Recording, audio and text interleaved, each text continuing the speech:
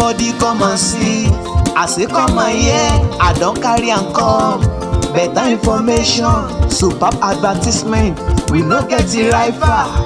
Oh, to get update and get informed. Oh, come to Celestial Half Hour. Celestial Half Hour TV. Now we be the best information carrier. Hello, I'm Dr. Richard Okoye. If any of you knows this lady, I want to passionately appeal to you to pray for her. I can tell you she is under terrible siege. This is the daughter of a governor, a brilliant, beautiful, educated lady. Regrettably, lost her mom in her prime. Of course, you know that nothing could be as devastating as such experience to any lady, okay? Be that as it may, while she is passing through that pain, she got hooked on a ritual/sacrifice saga. I will have the opportunity to show you the current state of this woman in addition to the confession, secret confession of the father. With respect to all this, so you're gonna get to know what this society is actually passing through, which you could also be a victim of. Can we hear how all these and the comments, how it all began? Hi, my name is Jane Ididionwufot, SSA to the Governor on Health, Safety and Environment. Daddy, I'll send this particular post to only you. Please, let us talk. I'm not a sacrifice. Mommy was, I'm not. This is actually what formed the bulk of discussion. I'm not a sacrifice, Mom was. But the question is, who said this? I'm gonna prove to you here, you will see the real individual, that she never said so. Let's get the revelation of who spoke. If we die because God is exposing the truth, so be it. But my blood will not go scot-free. Now, that brings us to a personality, whereby she made it clear to us, she never said so, that she was a sacrifice, but she is revealing the truth. Who reveals the truth? God. And today you had the opportunity to know who and where is that God. I can tell you, if you thoroughly check the phone book, the conversation of this innocent lady, I use the word innocent, you're gonna see that something beyond her is already ongoing here. What means anywhere? You will see or hear the voice of a prophet, a prophetess, or one name or whatever religious title such individual will be, and say, lady, you're gonna pray, you're gonna fast, so that you don't become a sacrifice as your mom. And this lady today is living not just only in fear of her families, also in the fear of her life, her children. And you know what happened?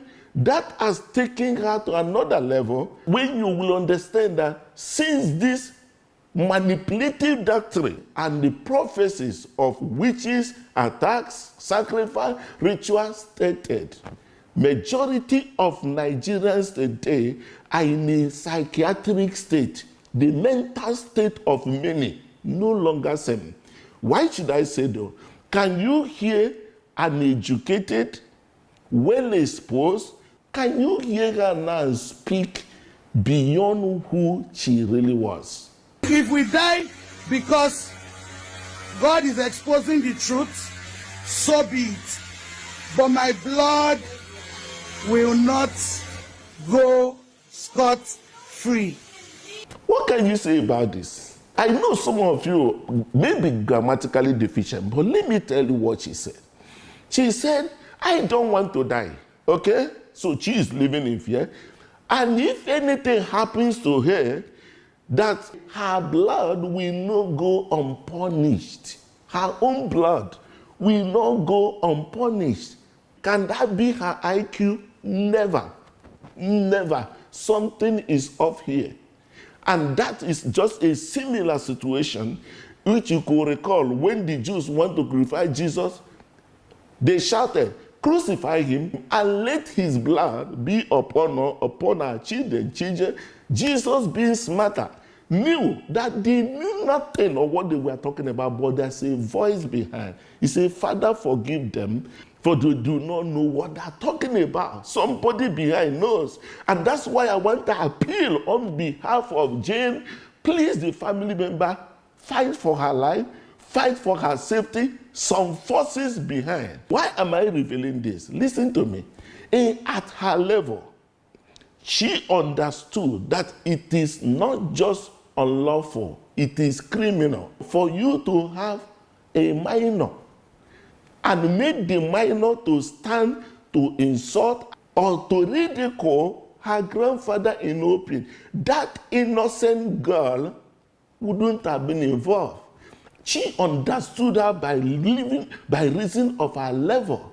But something, fear of the unknown, injected by this manipulative doctrine of witches, attack and order, can you hear and get to understand, is beyond her. Talk to Grandpa.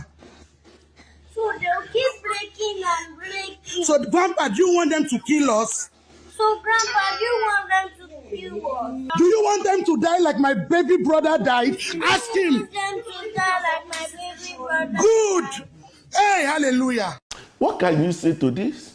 Listen to me why it says I'm passionately talking about it, that the hour has come for us as a society to come and say no to this evil.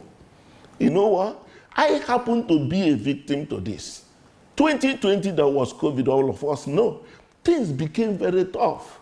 Out of passion, I activated a provision with my foundation, Dr. Save Life Foundation, to feed the less privileged every weekend. That we started, and it's 5 years running by the grace of God, reaching out to these ones. But do you know what?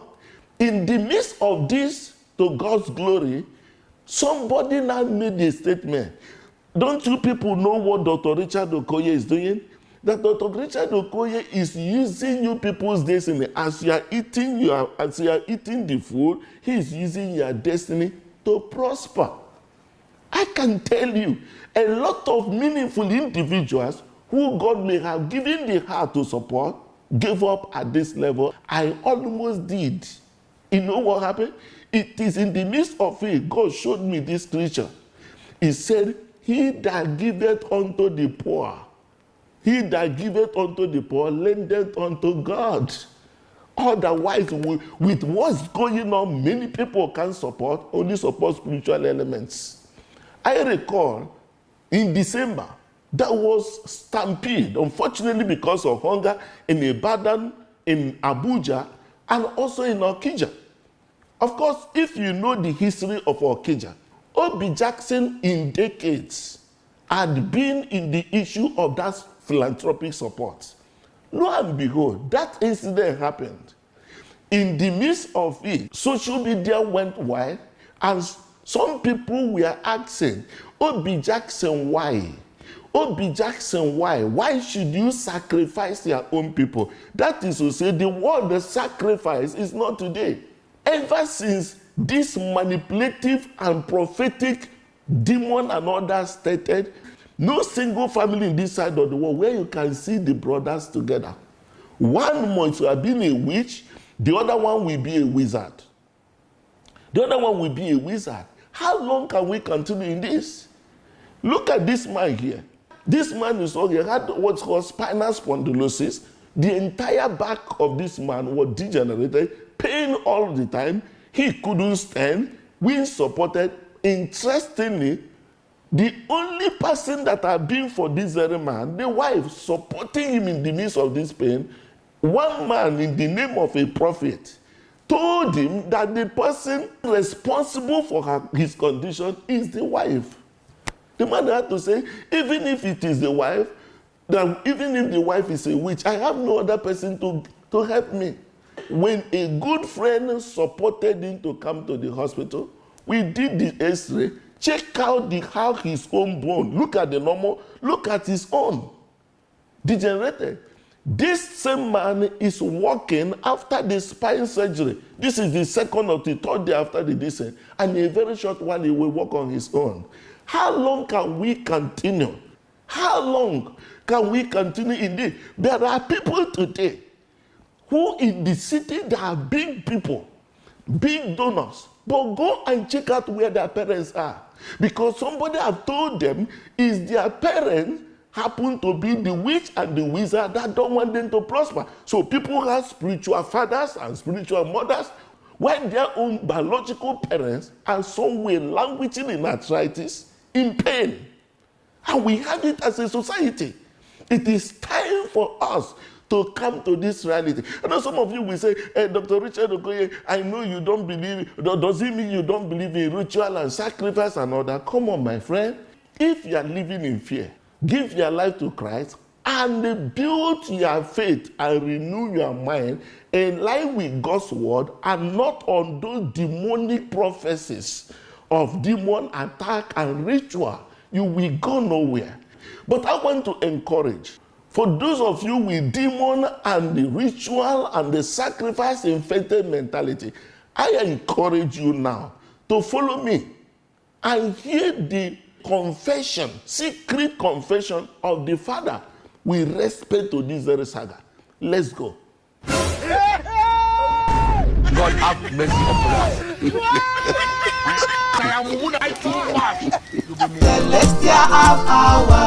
Now, earlier in the week, the Minister of the Federal Capital Territory, Nyesom Wike, during a media parley in Abuja, criticized former Minister of Transportation, Rotimi Amechi, over his recent "I'm hungry" remark, saying that the ex-River State governor... What? Disrespectful. Stop behaving like you know. Nyesom Wike is very rude. Disrespectful. Stop behaving like you know everything. Is it not you that you study animal anatomy? So that you are supposed to be doing it. What is wrong in studying animal anatomy? Okay, Mr. Can you show us your own certificate from the school you went? Show us your own certificate. On animal now. Let responsible person or coordinate this program, not you. I can see that Mr. Ruben Abati is not here because I was not expecting him to be here because he took position of special assistant on media to Rotimi Amechi. He took position of spokesperson to Rotimi Amechi. So I was thinking that to be professional, to operate normally, Ruben Abati will not be among those who will sit in the studio to interview me. I said that it will be on this side of the discussion this morning. So while I will be talking in defense or in support of the FCT Minister Wike, he will also be talking in support and in defense of Rotimi Amechi like he has been doing. And I said that probably he has been appointed as a special assistant on media to Amechi because I watched him like 3 or 4 days ago, talking like the minister is rude, is this, and using unprintable words that I was not expecting to hear from somebody who has functioned as editorial chairman of Guardian newspapers. For somebody like that to come to studio and begin to call a minister rude in defense of Rotimi Amechi, because he was supposed to, in journalism, we are not supposed to have opinion. So I was shocked to hear him turning himself to spokesperson of Amechi. And I want to also suggest that since he's now Amechi's spokesperson, he should excuse himself from Arise TV and go and do his job properly. He should not be using a platform provided by respected Nigerians like Oga Nduka Obaigbena to ventilate his anger, his frustration, and his hatred for Wike. Because it is obvious that he hates Wike. He said here that Wike is rude. When he had issue with EFCC and he had to pay back the money he got from Dasuki loot, then the alleged Dasuki loot. He himself and his wife knew the road to Wike's house to go and beg for a bailout, which is obviously got. And Wike was not rude that time. Oga Ruben Abati has always come to this station to present himself as a moral police, to postulate, present as a moral police. And he will not one day tell us that at one point in his life, he is a politician, a member of PDP. At some point in his life, he was PDP deputy governorship candidate in Ogun State. And he was comfortable having his picture displayed with that of somebody who was wanted by the American government for alleged drug trafficking. He was comfortable on the podium with somebody who was wanted by the American government for alleged drug trafficking. That is the person that will come here and pronounce with his mouth that a minister of this, a former governor, a minister, somebody he once ran to for help, and call that person a rude person. It is to me, I never believe that kind of word, but you know him. He's a bully like he has always been. Even you that you are talking to me now, I've seen videos in the studio bullying you, telling you that you did not respect him. You did not call him Oga, even you that are his colleagues, on live TV. So I want to commend the management of Arise TV for taking him out of today. So that that is not what happened, sir. Mr. Lere, that is not what happened, sir. Mr. Lere, and also speak. Mr. Lere, Olayinka, Mr. Lere, Olayinka, if you will hear me, like special assistant or media. If you will hear me former out. governor of Rivers State and former minister of transportation, okay. Rotimi Amechi. Mr. Lere. That is in that regard. Mr. Lere, Olayinka. No, I have to come in. I have to come in here. The minister saying that, Mr. Lere, I have to come in here. Who was Mr. Lere, Olayinka, I have to come in here. It's not a monologue. 8 years. Mr. Lere, Olayinka. Governor of Rivers State for 8 years. I have to come in Minister here. of Transport for 8 years. That is 23 years. How can that person come and deceive Nigerians that he is hungry? In my place, they will use Yoruba and say, "Bilong pamanamono ku." Some things I need to set straight. Dr. Abati did not leave the show because Arise TV told him not to come today. He was indisposed and he called in sick. That assertion that he didn't come because you were coming here is totally false. Secondly, all the allegations placed against him can't be substantiated, and he has the right to be able to respond to all of this.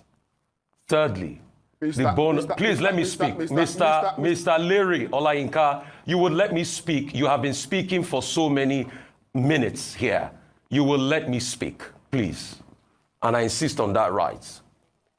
Secondly, the right of reply was between Wike and Rotimi Amechi. And I think it's best issues like that are focused as a right of reply based on that. Not this casting of aspersions about people that are not here to speak for themselves and saying things that are not true and do not hold water. So it will be best for you to moderate yourself and speak to the issues as regards the right of reply. I am still speaking. Mr. Olayinka. So please, I want you to focus on the right of reply of what transpired between your boss and Amechi. That's the focus of this issue, and not attacking people that are not here to defend themselves. That's the only decent thing to do. Go ahead. Are you done speaking? Go ahead, please. When your Ruben Abati was in that studio calling Wike, saying Wike was a rude person, was Wike there to defend himself? Was Wike there? So if he's not here, he will also hear what I'm saying and come as spokesperson to Amechi to also defend himself. Again, Oseni Rufai, stop behaving like you know everything. You are not a spirit. The allegation I made is against Ruben Abati, not you. Listen. No, but I have a right to speak up for my colleague. I have a right to speak up for my colleague. You have a right. You have a right to speak for your colleague. Yes. But you don't have the right. We are a team on this show. You don't have a right. We are a team. You don't have a right. You don't have the right. You say even if you are a team, you don't have a right because we are not in the zoo. Ruben Oseni, we are not in the zoo. Mr. Olayinka, would you respect, maybe one of these days we'll talk about your own 20 million fraud allegations that you had to go back and forth to court for. Maybe we'll talk to that. Your own 20 million fraud allegations. Allegations against you too. 20 million allegation, I went to court. I went to court myself and the case was struck out, dismissed. The case was dismissed. If I knew that you were going to talk about it, I will bring the court judgment.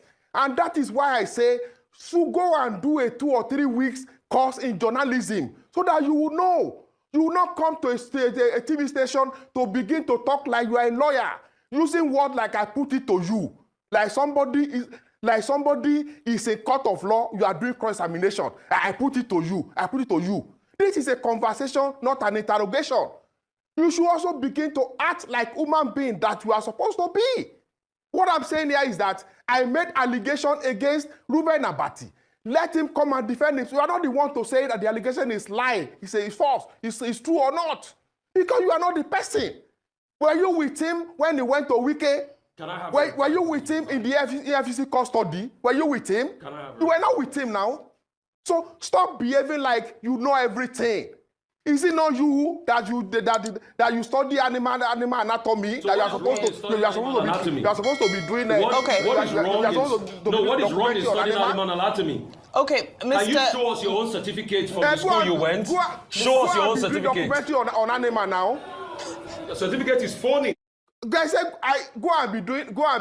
do documentary on animals and stop talking to human beings and let responsible person or coordinate this program, not you.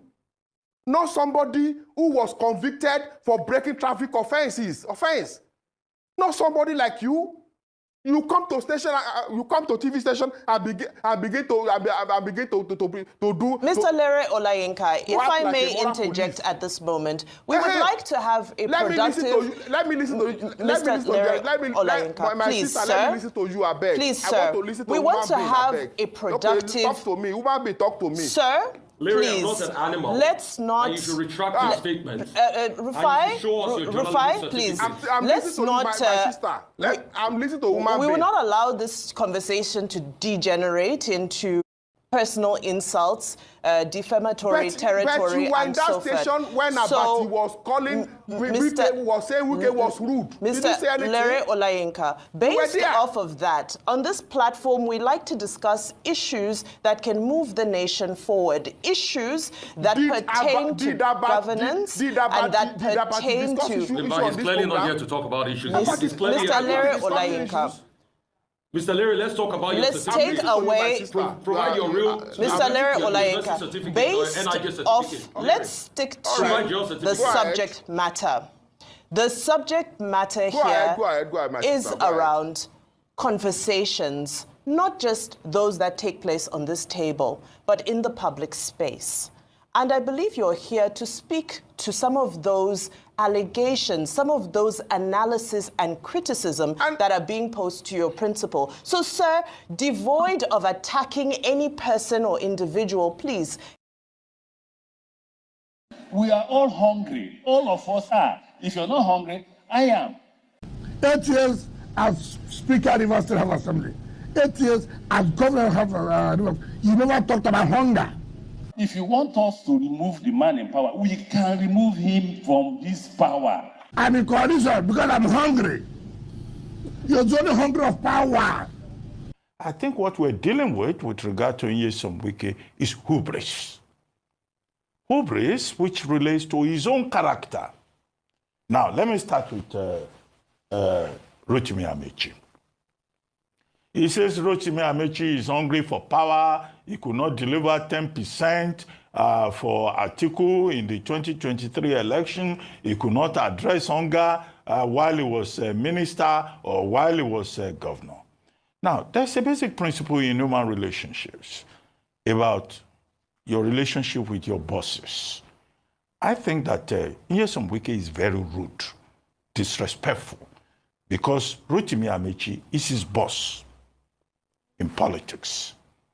When he was local government chairman, or was he councillor, during Amechi's second term, it was Rotimi Amechi that helped him to become local government chairman at Obio Akpo local government area. He subsequently became chief of staff to Rotimi Amechi.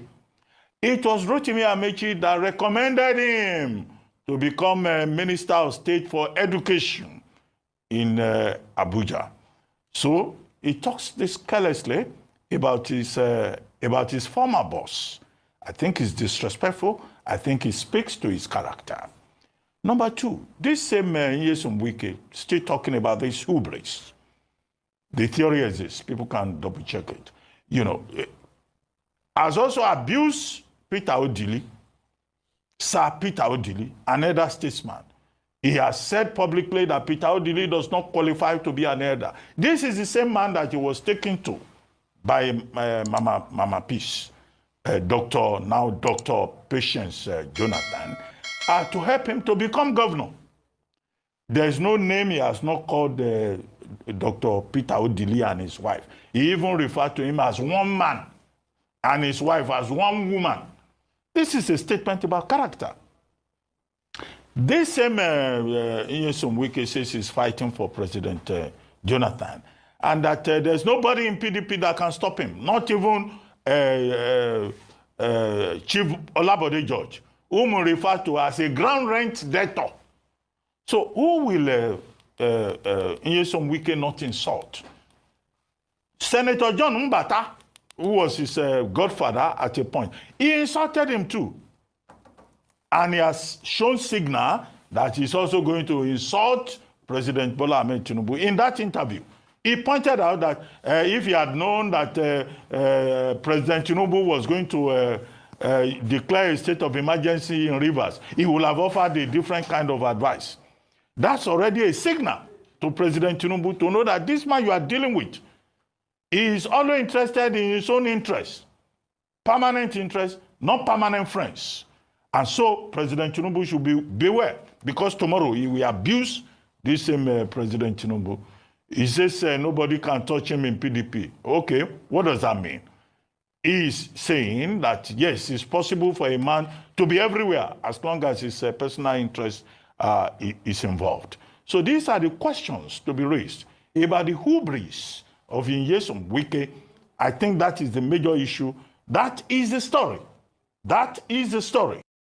But let's be honest, only royalty could live there without getting overwhelmed by all that marble. And number 6 is Nyesom Wike. Nyesom Wike is not just known for his fiery speeches and political drama. The man talks tough, works hard, and make no mistake, lives large. If luxury were a person, it might just reside in his mansion, sipping vintage wine and watching CCTV footage in 4K. Tucked in the heart of Rubekwekom, Port Harcourt, Wike's palatial mansion is nothing short of presidential. With 11 lavishly furnished all-en-suite bedrooms, guests might just forget to leave. The mansion flaunts 5 expansive living rooms that scream grandeur, each equipped with Italian furniture, golden chandeliers, and marble flooring that could make Roman emperors weep. A gourmet kitchen stocked with high-end appliances and walk-in cold storage serves as the culinary nerve center. A private cinema with leather recliners and Dolby Atmos sound make Netflix nights feel like red carpet premieres. There's also a gym that rivals professional fitness centers, a temperature-controlled pool, tennis court, and even a rooftop helipad, just in case Abuja calls suddenly. Smart home automation runs everything, from security cameras to the scent of the air freshener. And of course, a multi-bay garage houses his collection of exotic cars. Wike doesn't just live in a house, he resides in a lifestyle, one opulent brick at a time. The mansion is valued at $2.6 million. And number 5 is Peter Obi. Peter Obi, a man whose wallet is as deep as his voice during campaign speeches, has taken the phrase living large to a whole new level. Known for his sharp wit and no-nonsense attitude, Peter decided that if he was going to rest, it had to be the mansion that could make even a royal palace blush. Now let's talk about his jaw-dropping home, or as neighbors call it, the estate that blocks shocks the sun. This mega mansion opens with a grand foyer so vast you could host a UN summit in it. A cascading crystal chandelier hangs like it's auditioning for a role in a billionaire's fantasy, and the marble floors shine so bright you think heaven misplaced a mirror. His kitchen, forget cooking, it's a culinary cathedral. The fridge could house a cow, and the oven looks smarter than half the people on Twitter. Then there's the private cinema where Peter watches campaign replays in 4K, and a gym where even the dumbbells wear suits. Step outside and you'll find an infinity pool so dramatic it makes regular pools look like bathtubs. And let's not forget his ensuite bedroom with walk-in closet, walk-through boutique where his famous one shoe and one watch simplicity meets Gucci and Versace. In short, Peter Obi's mansion screams wealth in a very posh British accent. His residence stands tall at over $2.95 billion.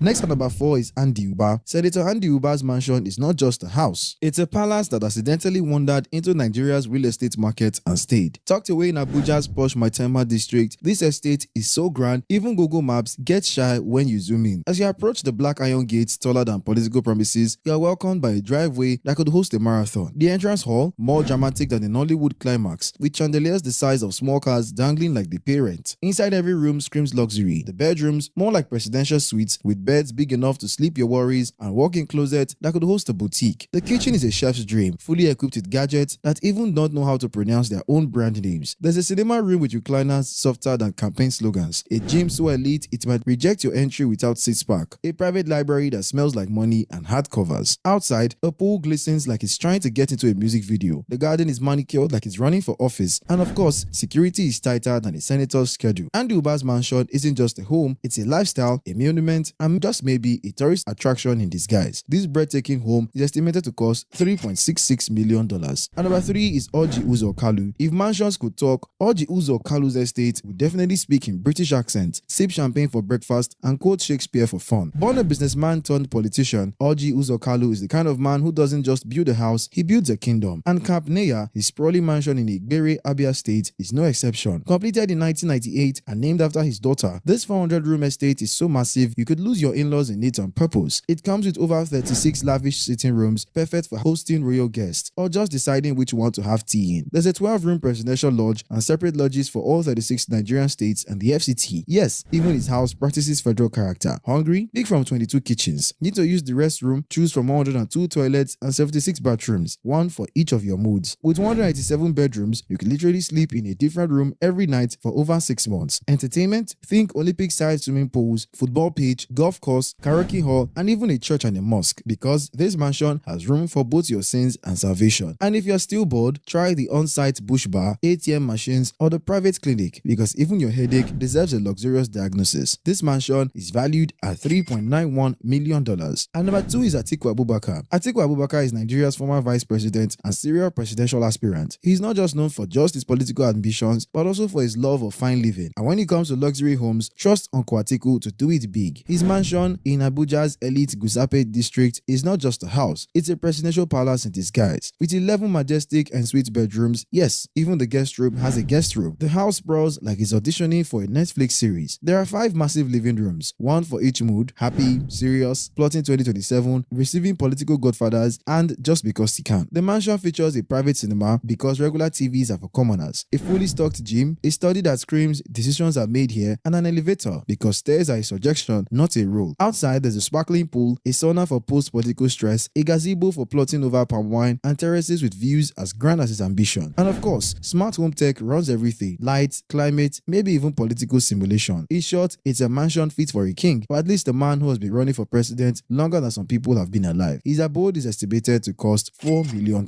Finally, at number 1 is Bola Ahmed Tinubu. Often dubbed the Jagaban of Nigerian politics, he is not just a power player in government, but also in real estate. The former governor of Lagos State and current president of Nigeria doesn't just live, he reigns in his palatial mansion nestled in the highbrow Ikoyi area of Lagos. From the outside, the mansion already whispers wealth. No, it screams it. Think towering black gates, an intimidating security presence, and a driveway so long you need a GPS. Step inside and you're greeted by marble floors so shiny you could check your reflection or your conscience on them. The mansion is a cocktail of wealth and taste. Multiple living rooms, a grand chandelier that probably needs its own PA, and a dining room long enough to host the United Nations Summit. The kitchen is a chef's paradise with more buttons than a spaceship and 0 Maggi cubes in sight. Tinubu's master suite, bigger than most Lagos apartments, complete with a private lounge, spa bathroom, and a walk-in wardrobe that could pass as a boutique. It doesn't just stop there. Indoor cinema, Olympic-sized pool, gym, and a garden fit for royal tea parties. Let's just say if walls could vote, even them would say, yes sir, Jagaban. The jaw-dropping abode is valued at $5 million. Alright guys, we come to the end of this video. We have looked at 14 top politicians with the most Everybody come and see. I say come and hear. I don't carry and come.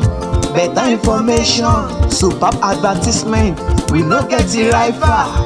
Oh, to get update and get informed. Oh, come to Celestial Half Hour. Celestial Half Hour TV. Now we be the best information carrier.